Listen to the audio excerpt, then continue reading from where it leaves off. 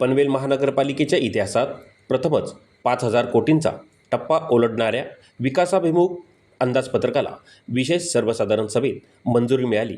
मात्र या सभेतील आणखीन एक आकर्षण ठरलेले ते म्हणजे सभागृह नेते ॲडव्होकेट प्रकाश बिनीदार यांचे अभ्यासपूर्ण, मिश्कील आणि लक्षवेधी भाषण. महापौर नितीन पाटील यांच्या अध्यक्षतेखाली झालेल्या विशेष सर्वसाधारण सभेत स्थायी समिती सभापती बबन मुकादम यांनी अंदाजपत्रक सादर केले. त्यानंतर सभागृह नेते ॲडव्होकेट प्रकाश बिनीदार यांनी आपल्या नेहमीच्या अभ्यासू व प्रभावी शैलीत अंदाजपत्रकाला जोरदार समर्थन दिले. भाषणादरम्यान त्यांनी मराठी भाषेतील बबन कमळ या पाठ्यपुस्तकातील संदर्भाचा मिश्कील पद्धतीने उल्लेख करत सभागृहात हास्यांची कारंजी फुलवली.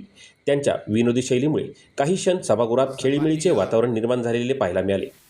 आपण हे जे अंदाजपत्रक या ठिकाणी मांडलं त्याचा मला अभिमान आहे, कारण पहिल्यांदाच अंदाजपत्रकाचा आकडा हा 5,000 कोटीने क्रॉस केलेला आहे.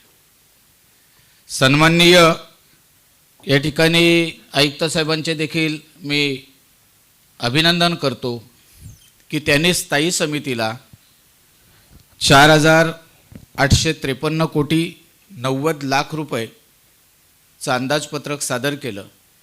त्याच्यात 189 कोटी रुपयाची स्थायी समितीने सूचना या ठिकाणी मांडल्या.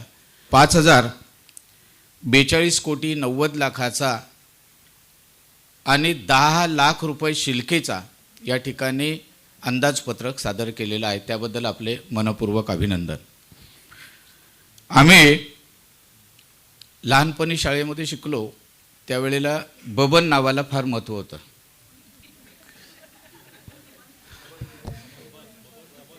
बबन कमळ बघ इथून सुरुवात झाली आणि मग त्या बबन नावाला फार महत्त्व होतं. आता अभ्यासक्रमामध्ये बदल झाला आहे आणि नुसते त्यावेळचा बबन तोही प्रसिद्ध आणि यावेळचे बबन देखील प्रसिद्ध आहे. यावेळचे बबन फक्त बबन राहिले नाहीत, ते मुकादम झाले आणि ते फक्त मुकादम होऊन थांबले नाहीत, तर ते स्थायी समिती सभापती झाले. तुम्ही कोट छान सुंदर घातलेला आहे. तुम्ही फार सुंदर घातलेला आहे कोट, म्हणून तुमचं वाढलेलं दिसत नाही आता पोट. विरोधी पक्षांनी देखील मांडले. सन्माननीय परेशजी ठाकूर साहेब आणि आमचे प्रथमजी सोमन साहेब यांचे खूप खूप अभिनंदन करेन.